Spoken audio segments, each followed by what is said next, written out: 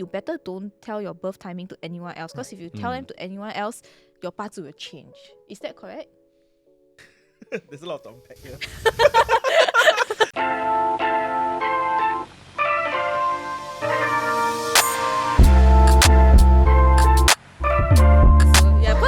My dad is also very into all these feng shui stuff.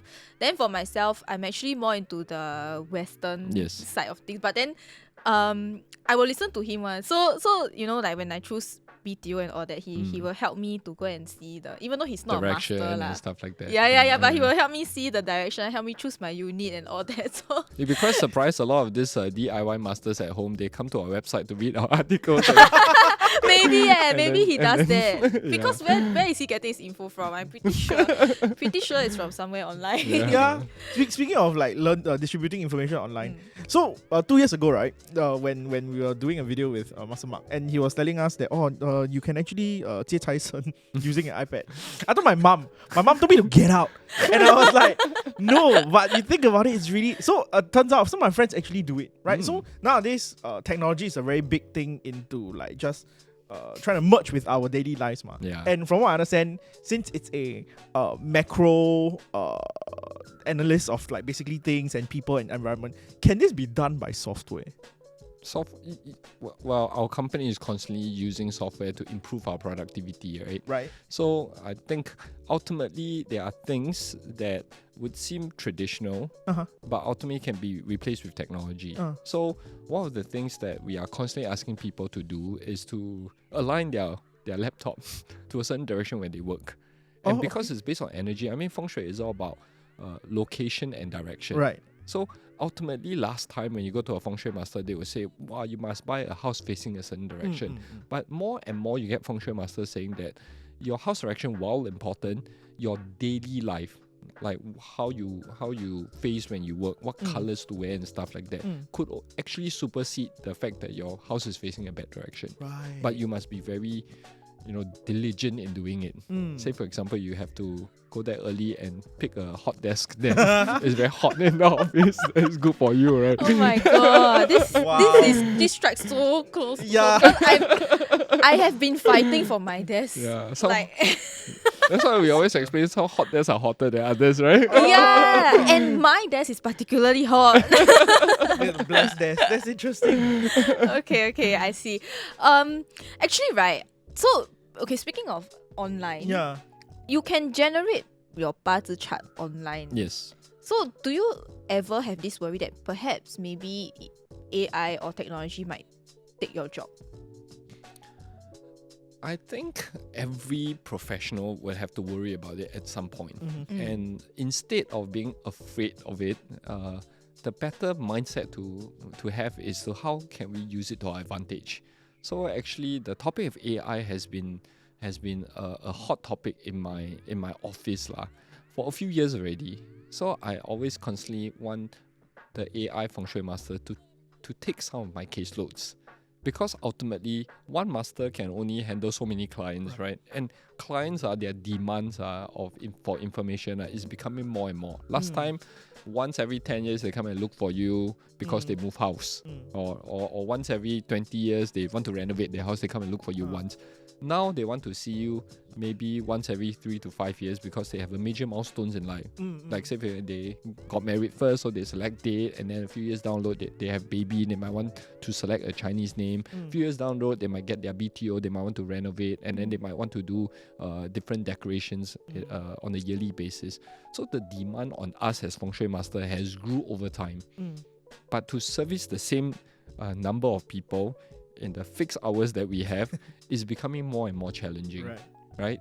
So if AI can help me do calculations faster, can help me answer rudimentary knowledge in a more timely manner for my clients, we would want to embrace it. Say for example, I'm very busy, but you're having your CSEC next week. Right. You cannot wait for me to reply.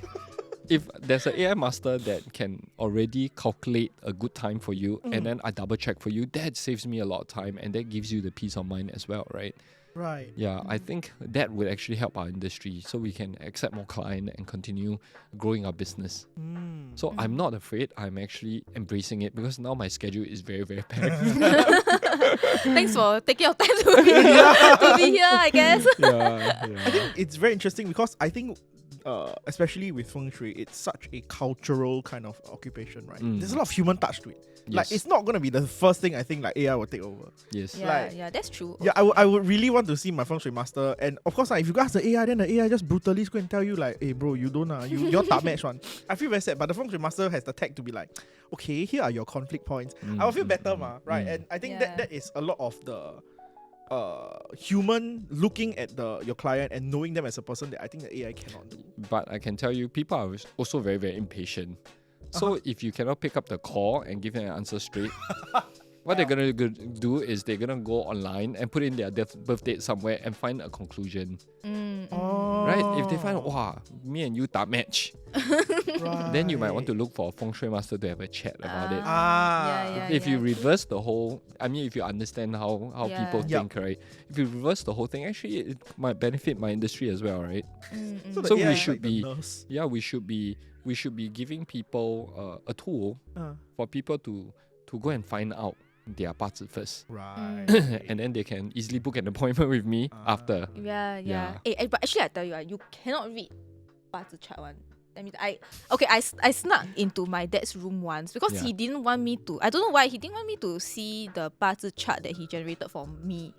So, but he told me he had it. So I went to his room. I actually went to open his drawers to find my parts chart because I wanted to find out like what is it that he don't want to tell me, right? Yeah. So I found it. I took it out, and then I realized, oh my god, I can't even read like a single word on the parts chart. So I just put it back into my dad's drawer without knowing what I just saw. Yeah. That was before I went to see like the Fengshui Master with my partner. Yeah. Because I was like, what is it that he didn't want me to see at all? Okay, so before we end off this session, right? There's actually a couple more questions that I think maybe not so related to what we have been saying, but something that I'm very curious to know because my dad is interested in Feng Shui, right? He always tell me that your 八字 is like your life's QR code. And he always tell me you better don't tell your birth timing to anyone else because if you tell them to anyone else, your 八字 will change. Is that correct? There's a lot to unpack here. It depends on what school of thought you're subscribing to. I think your father could be subscribing to a more fatalistic type of way of reading 八字, right? That means this is written in stones. There's nothing you can do about what is written in stones. I don't. I think it's written on a piece of paper that you can blanco and make edits and stuff like that. So, to me, letting someone know your 八字 is like letting them into your world somewhat. Because to the trained eye, they can see it and understand why you make certain choices, why you behave in a certain way, what kind of tendency you have. So it is to, let a vulnerable part of you be seen by other people. So most people don't like to share their parts of chart. If I look at a chart straight away, I will start saying some things. I'll be like, how come you know all these things? you don't feel very good. Sometimes you try very, very hard to hide certain things that is like bearing naked in front of the Feng Shui master. So yes, I do believe you shouldn't give your parts of chart to everybody, especially to the trained person. Because this information, there's what we call knowledge asymmetry, right? He knows a bit more than you. So he can dictate the way you think about your chart. And to me, that's not very good. So maybe what your dad say about, your life changing is because if you give to a person, they might say certain things that make you feel very worried. Or feel very unnecessary alarm about your life or your marriage and stuff like that. And you don't want that to happen. You trust your dad. Your dad is not going to say bad things to you to make you feel very bad, right? Yeah, he hide my chart. So that's why he's also he's being a good father. He's protecting you lah. Okay. You know what I mean? Yeah, because he has that knowledge. He knows what other people can see. I mean, there's always wisdom to what we call old wives' tales lah. We don't understand it again. Back to what Master Mark said. The previous generation very obtuse about their knowledge one. Yes. They will just Then we think, like, cause sometimes I was young, I also heard. Like, if I ever get my Bazi chart calculator right, nobody can see already will buang one. So my mum, who is like half foot in the new generation, half foot in the old generation, big brain thought, right? Modern problem, modern solution. Don't generate lah. Nobody can see what. Then save already. Then so I never actually gotten it like generated and read before. Yeah. Oh, okay. Yeah. And you generate, you also cannot be lah. Yeah. I tell you, it's impossible. Like when I saw the thing, I was like, oh my god, I cannot interpret this. It's completely impossible. But then I saw my sister's one. My dad wrote something on her chart. He said, "Do not like kids." Is it true? It's true. She don't like kids. Yeah, but he wrote it there. Only my sister's chart got that notation. Yeah. Mine was pretty clean. Mine had nothing. He knew that you're going to sneakily look at it, so he better don't put notations. No notations for you. Okay, I guess before we end off, right? Closing comments. Okay, because we talked a lot about you becoming Fengshui Master in the beginning of the podcast and all. Perhaps you have any advice for people who want to venture into a career that is, I would say, Fengshui Master probably quite unconventional, or even if they are aspiring to be a Fengshui Master. Any advice for these kinds of people? I mean, in general, I believe that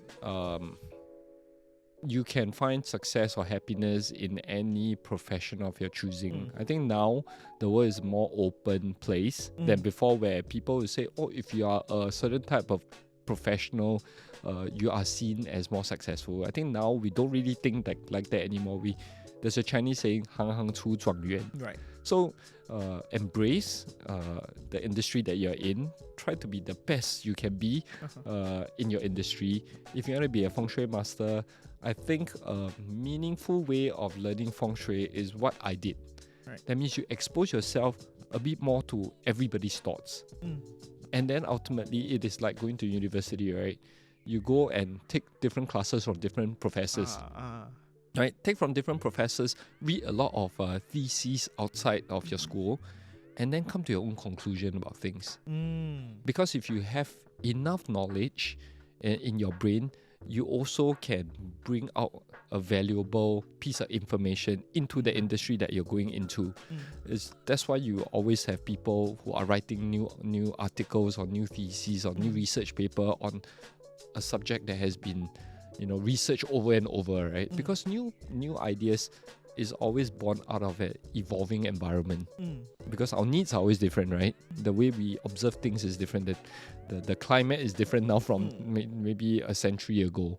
So things are always changing, and we can always find something fresh and interesting to talk about or to research on, to dedicate your life to, regardless of the industry you're in. And that includes Feng Shui. Yeah, right. Or you can get your Bazi read to see what career. Or you could do that. See that you're like destined to be like a Feng Shui master. Is that like maybe you can see whether from your Bazi what kind of career suits you better. I would consider that as one of the tools, one of the many tools out there. I'm pretty sure in your company, your own HR department, you're already having to do a million questionnaires about telling you what is your type and stuff like that. And Feng Shui could be an additional tool. Like I say, I really admire people, and I think that it's very important to be able to hold conflicting ideas in your head and then make your own decision. The more we can do that, the more we are open-minded, and the more we can learn more things, right? So to me, that is very important. So I'm not going to discount and say whatever your HR department is making you do is a waste of time. I'm going to say that is important, but whatever I'm doing is just as important as well. Right. Okay. Thank you. That was very nice. Very nice ending. Yes. Thank you so much for spending the time to do this with us today. It's been a long shoot, but I think we learned a lot. I really enjoyed the interview. Thank you. Thank you so much. Hope to see you again. Maybe another video goes viral. We'll come. The next Chinese New Year. Yes, most likely. I mean, we collaborate quite a bit. Okay. Yeah, we'll see you again for sure. Okay. Thank you. Thanks for having me. Thank you so much. Thank you.